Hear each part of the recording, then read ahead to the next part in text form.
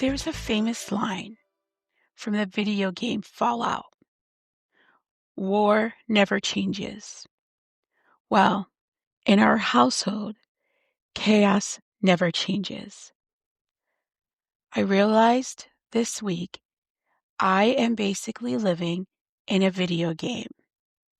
I am wandering through a wasteland, Las Vegas, trying to manage depleting health bar, scavenging for resources, and dodging random encounters with dizziness and tinnitus.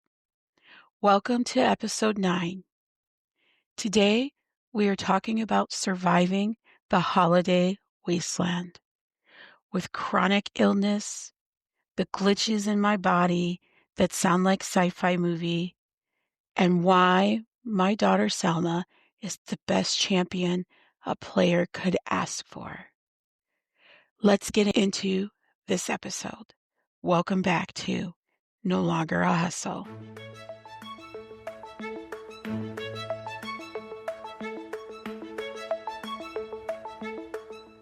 If you play Fallout, you know you have an AP bar, which is for action points. When it runs out, you can't move. You can't fight. You're stuck. This week, I tried to attempt a high-level quest, the Christmas parade. But I made a rookie mistake. I didn't check my inventory. Well, I checked it. I knew I needed a new battery for my scooter. Remember the Ren Fair incident? Well, I checked and Battery Plus seemed to have it in stock, but when I called, they didn't. Not so. I called a few other places, and they had batteries similar, but the mechanisms to connect it were very different. That left me with odds of trying to change the battery again, as one of the places said the battery is charging okay, but it doesn't hold a charge, I said.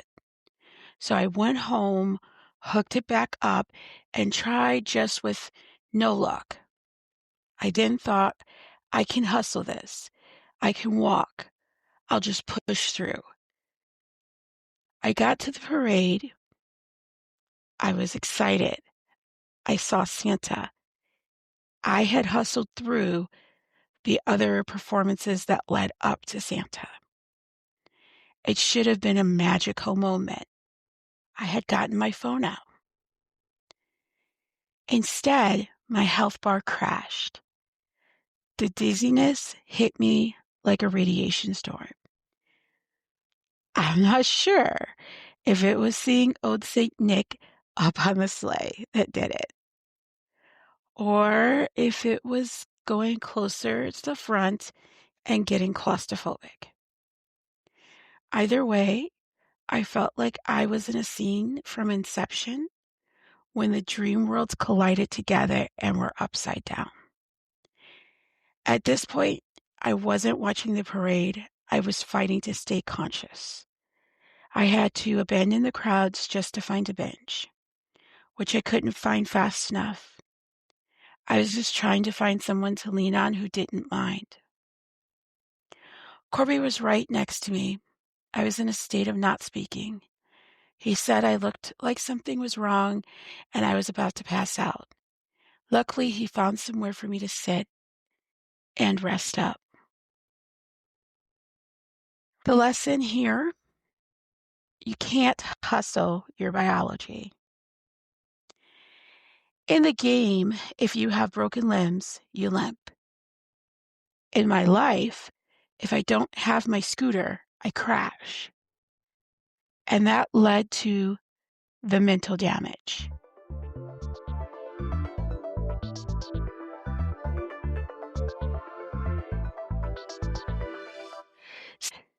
Sitting on the bench, detached from the fun, I started spiraling. Internal monologue. I'm ruining the night. I'm slowing everyone down. I'm a burden to my family. I apologized to my daughter Selma. I told her I'm sorry for being a drag. And she looked at me like a true high-level champion character and said, Mom, who has ever said this? Who ever said you're a burden? See, the children had a quest to complete that night. They had a budget to find a gift for their secret Santa at the mall. I know my kids, all of them, even Corby's children. They are hard to let go of surrounding the mother hen, me. I have to cut the tether for them to go off on their own at the mall. It's hard for them. I have definitely given them safe haven in my presence.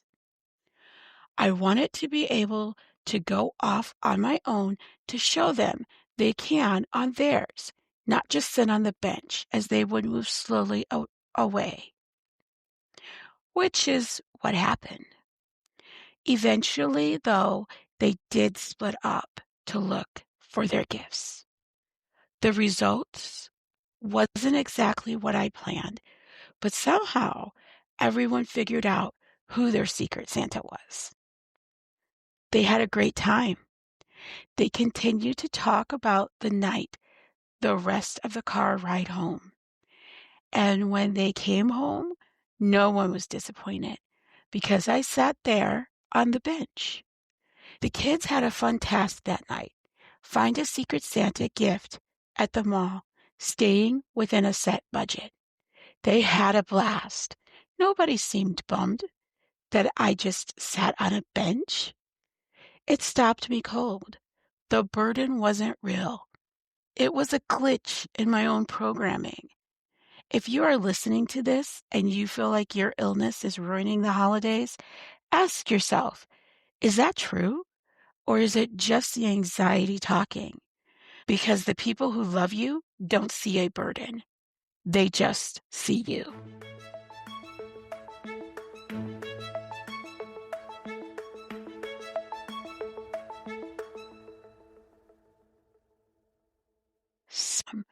So speaking of things going haywire, my own body decided to get super extra this week. I have been fighting off this constant weird as heck buzzing in my left ear. And honestly, it's not that typical boring tinnitus hum you hear about. Nope. What I've got going on is a total auditory hallucination that sounds exactly like an Imperial battleship from Star Wars is preparing for full-scale attack. It is a non-stop barrage of pew, pew, pew laser fire. It's absolutely nuts. Like I'm genuinely trying my best to be a serious grown-up mom, having a real important chat with my son Ed about school, about PHP, about his friends, about what we're doing this week, about getting out of bed for PHP. Meanwhile, the whole time I'm nodding seriously and saying stuff like, yeah, I'm sorry. Aw, communication is key, son. My brain is hosting a massive galactic space battle. My dialogue is constantly being drowned out by the hyper-realistic sounds of TIE fighters zooming past, the turbo lasers hitting distant targets, all right next to my eardrum. Now, obviously, if you've never watched a George Lucas film featuring any of the Star Wars battle scenes, you may have no clue what I am saying. But Just imagine tinnitus in your ears with the ringing sounds. That is what I'm saying. Those ringing sounds at the worst possible times when your family needs you, when your family members are talking to you, or when you are in that big meeting and all you hear is ding-a-ling-a-ling, ring, ring, ring, or pew, pew, pew. It's ridiculous. I'm not going to lie. It's also completely draining because it just doesn't stop. Trying to focus on anything feels like an Olympic sport. When your internal soundtrack is a John Williams score on endless loop, again, referencing George Lucas' Star Wars. But, and here's the silver lining, it's also kind of hilarious in a dark way. I mean, seriously, what else can I do if I don't find the sheer absurd humor in the fact that my internal soundscape has somehow turned into a George Lucas movie with sound effects? I totally lose it and end up crying. Laughter is honestly the only way to cope with having a mini sci-fi war waged inside your head. I just hope I don't start dropping Darth Vader quotes during the next time I'm conversating with one of the children. And if you are suffering from this as well, just know that if you end up quoting a Darth Vader quote, I know exactly what you are going through.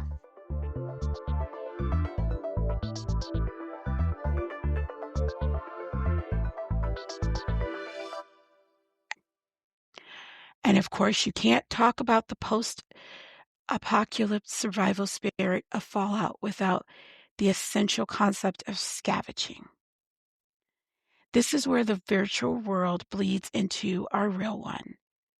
While I'm managing my own digital health bar, meticulously crafting a witty narrative about our chaotic lives, my husband is out there in the real wasteland of our city, specifically the fluorescent lit aisles of thrift stores. He is constantly digging through the piles for loot, the hidden treasures and discarded goods he finds to resell online. He is the undisputed scavenger of the family, the one with the uncanny eye that can find the valuable junk in the mountains of trash.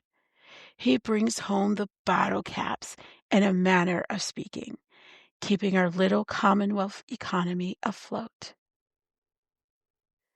But honestly, the past week, not everything he's brought home has been a treasure. We've hit some major seismic friction in our co-parenting partnership. He's a reoccurring, deep, frustrating clash between his almost militaristic Gen X safety protocol and the undeniable, often difficult reality of raising a special needs teen who sees the world differently and requires a unique, flexible approach.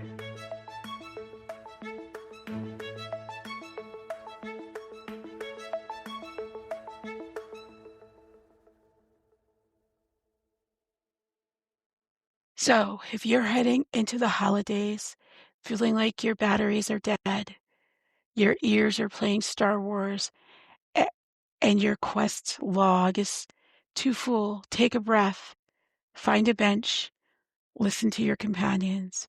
You don't have to win the game. You just have to survive the wasteland. Before I go, as you can hear, it's been a week in our household. I've been dealing with these health issues, but the emotional labor at home is heavy right now. We are hitting some major walls with parenting a 17-year-old with special needs.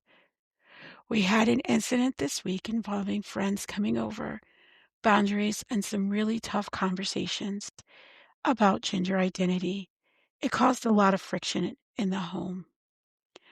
I realize that I'm constantly playing the translator, translating Eduardo's needs to my husband, and my husband's tough love to my son is exhausting. So next week, I'm doing something different. I'm bringing Corby on the mic. We are going to hash out this incident, the crude questions, the safety fears, the generational gap right here. You need to hear his side to understand the full picture. Make sure to join me next week for this special episode. I'm Cassie, and this is No Longer a Hustle. See you next week for the big interview.